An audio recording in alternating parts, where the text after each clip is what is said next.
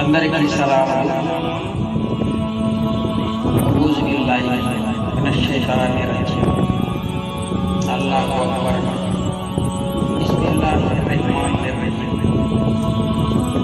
అనంత కరుణామయుడు అపార కృపాశీలుడైన అల్లాహ్ పేరుతో ప్రారంభిస్తున్నాను.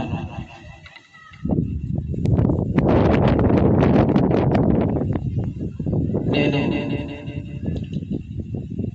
హిందూ మతం నుంచి క్రైస్తవ మతంలోనికి, క్రైస్తవ మతం నుంచి ఇస్లాం మతంలోనికి కన్వర్ట్ అయ్యాను.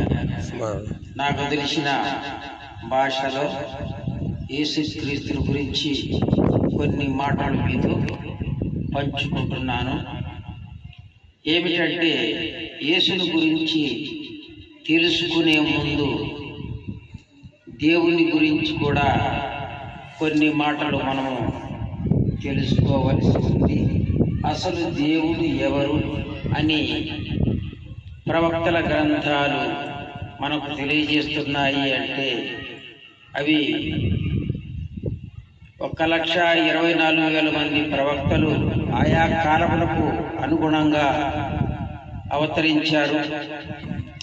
ఆ తర్వాత వారి కాలములో అల్లాహ్ వారి సమయంలో తగినట్టుగా దివ్య గ్రంథాలను ఇచ్చారు.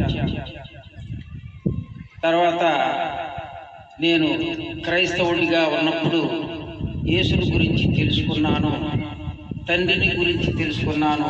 యెహోవానే తండ్రి అని కూడా పిలవడం జరుగుతూ ఉండేది. తర్వాత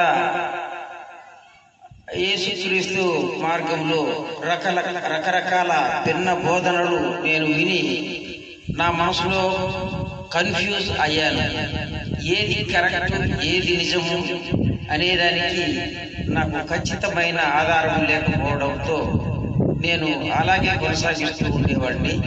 మరి తర్వాత కొంతమంది సహోదరులు, నిసార్ అహ్మద్ లాంటి వాళ్ళు, కొంతమంది ద్వారా నేను అల్లాహే దేవుడని నిర్ణయించుకున్నాను.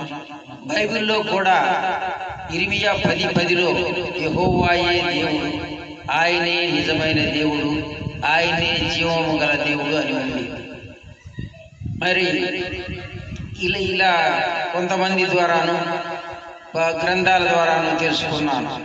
మరి యేసు ఎవరు అంటే క్రైస్తవ లోకమంతా చెప్పుకుంటా ఉన్నారు. చాలా మంది క్రైస్తవులు యేసుక్రీస్తు దేవుడు అంటారు. వారిలో కొంతమంది యేసుక్రీస్తు ప్రవక్తని కూడా ఒప్పుకుంటారు. మరి కొంతమంది మరియమ్మ. ఇలా ఒక గురి లేకుండా క్రైస్తవులు విశ్వాస జీవితాన్ని కొనసాగిస్తున్న తరుణంలో నేను అల్లాహ్ గురించి తెలుసుకోవడం నా భాగ్యంగా నేను భావించాను. ఒకసారి పొల్లంపేటలో డిబేట్ పెట్టినప్పుడు ఈ యొక్క వాదోపవాదాల్లో ప్రశ్న ఉత్తరాలు సమాధానం చెప్పేటప్పుడు దేవుడు ఎవరు అని ప్రశ్న వేయబడింది. అప్పుడు సరైన సమాధానం క్రైస్తవుల్లో నుంచి రాలేదు. నేను అప్పుడు గుర్తించాను, గమనించాను. సృష్టికర్త ఒక్కడే, ఆయనే దేవుడు, ఆయనే అల్లాహ్, ఆయనే యెహోవా అని తెలుసుకున్నాను. ఆయన్ని మాత్రమే ఆరాధించాలని తెలుసుకున్నాను. బైబిల్లో కూడా 14 ప్రకటన 14:6-7 వచనాల్లో సృష్టికర్తను ఆరాధించాలని దేవుని దూతలే ప్రకటించారు.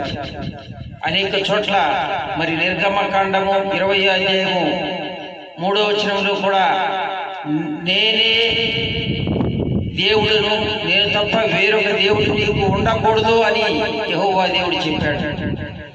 మరి ఏ రూపమునైనా చేసుకోకూడదు, వాటికి సాగిలపడకూడదు, వాటిని పూజించకూడదని కూడా అక్కడ చెప్పబడి ఉంది. ఇటువంటి వాక్యాలను నేను నేర్చుకున్నందువల్ల ఆ వాక్యాల ద్వారా దేవుడు నాతో బయలుపరిచినాడు. దేవుడు సత్యవంతుడు, ఆయన ఒక్కడే దేవుడు, ఆయన సాటి దేవుడు మరొకరు లేరు అని తెలుసుకున్నాను. కుల్ హువల్లాహు అహద్ అల్లాహు సమద్ లం యలిద్ వలం యూలద్ వలం యకుల్ లహు కుఫువన్ అహద్ అని నేను తెలుసుకున్నాను. కాబట్టి ఆయనే దేవుడని, ఆయనే సర్వాధికారి అని, ఆయనే సృష్టికర్త అని, ఆయనే పూజనీయుడని, ఆయనే అల్లాహ్ అని తెలుసుకున్నాం. ఇప్పుడు యేసు గురించి కొన్ని మాటలు మీతో పంచుకొని